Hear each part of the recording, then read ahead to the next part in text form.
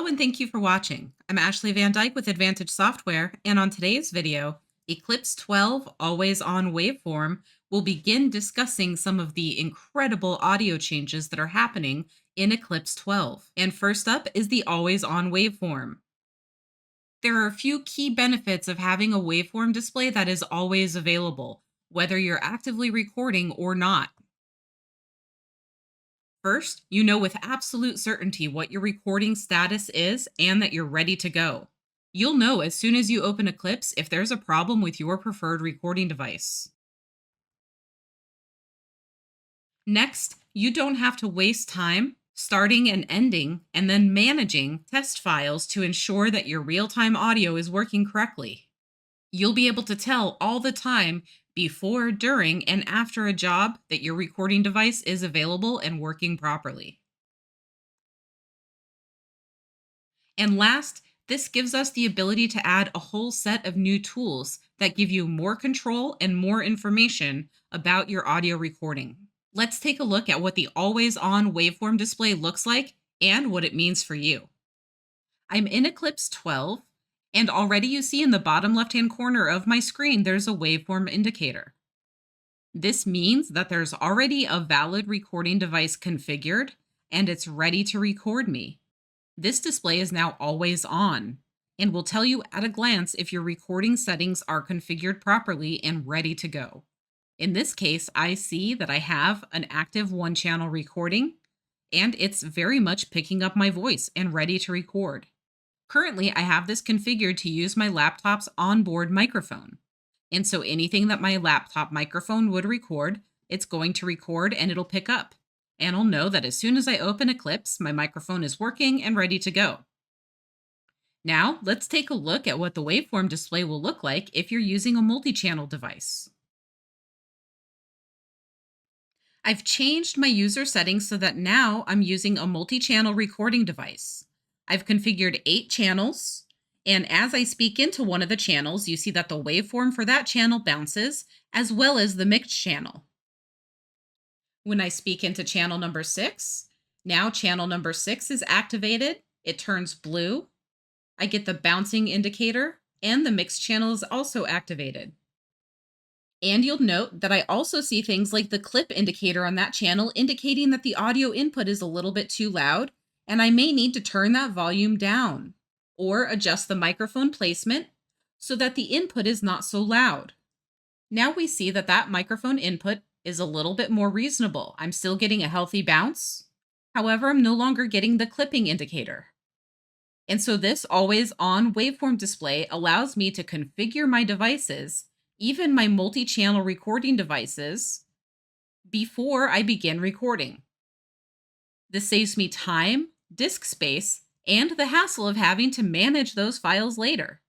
And this way I can make sure that each channel is configured to the appropriate input volume so that all of my speakers or microphones will be recorded appropriately. But I don't have to start any jobs and then remember to delete them later or worry about what they might be if I forget about them for a while. Since the waveform display is always active, there are some new indicators that will tell you exactly what's going on with your audio recording. For this demonstration, I'm going to switch back to just a single recording channel using my internal microphone. Now that I'm back to one channel, let's take a look at what the waveform display does once we actually start recording in real time. I'm going to give my file a name and press OK. Once I'm in real time, I now have a red and flashing record indicator and icon. As soon as this red flashing indicator appears, then I know that recording has begun and I can begin writing or dictating. The waveform display continues to react to my voice, and if I speak a little bit too loudly, the clip indicator will take over and override the record indicator momentarily, letting you know that you may need to make some adjustments to your audio recording levels. At the bottom of the display, you'll see that there's another new waveform display called the audio bar, and we will discuss this new waveform in depth in future videos. Returning our attention to our always on waveform in the bottom left, let's take a look again at the flashing record indicator. Right now, audio is recording. And you see that as I speak, there are red and yellow lines indicating the maximum and minimum peaks of my voice.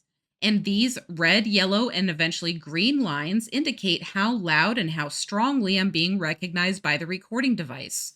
And you'll see that as I speak, those lines bounce up and down to give you an approximation of the average peaks of the volume that you're hearing currently. This way, you know that if you're consistently getting red peaks, you may need to turn your input volume down a little bit. In addition to the changes to the waveform display, there have also been some changes to the way audio recording and audio recording pausing work. Previously, in Tools, Multimedia, there was simply a pause button, and this button would apply both to playback and audio recording. However, as of Eclipse 12, these functions have now been separated.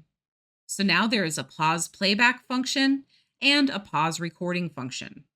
And so I can press pause recording, and now my waveform indicator indicates that audio recording is paused.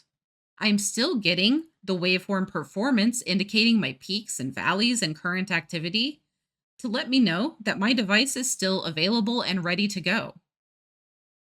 However, audio recording itself has paused, and nothing is currently being recorded.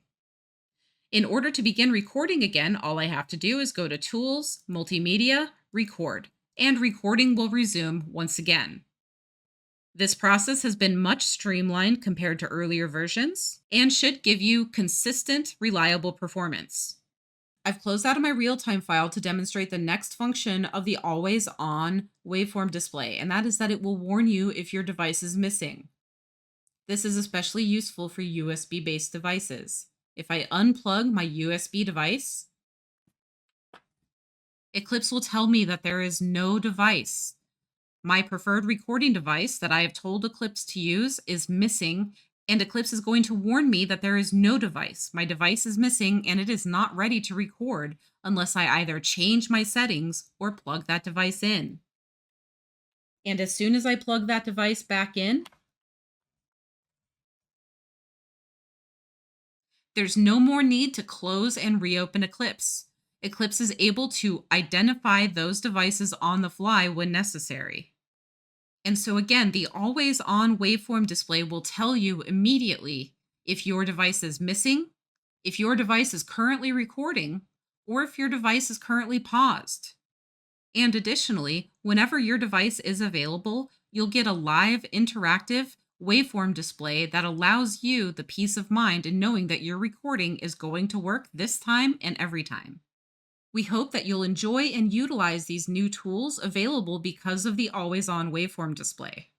This is just the first in a huge list of incredible improvements to the audio system in Eclipse, so keep an eye out for future videos. Don't forget that Advantage Software offers anytime support. Tech support can be reached anytime, including weekends and holidays at 772-288-3266. Email support is available at support@eclipsecat.com. Thanks for watching this video. Please hit the thumbs up button, subscribe to our channel, and turn on notifications so that you'll be notified when we publish new content in the future. Thank you so much and have a great day.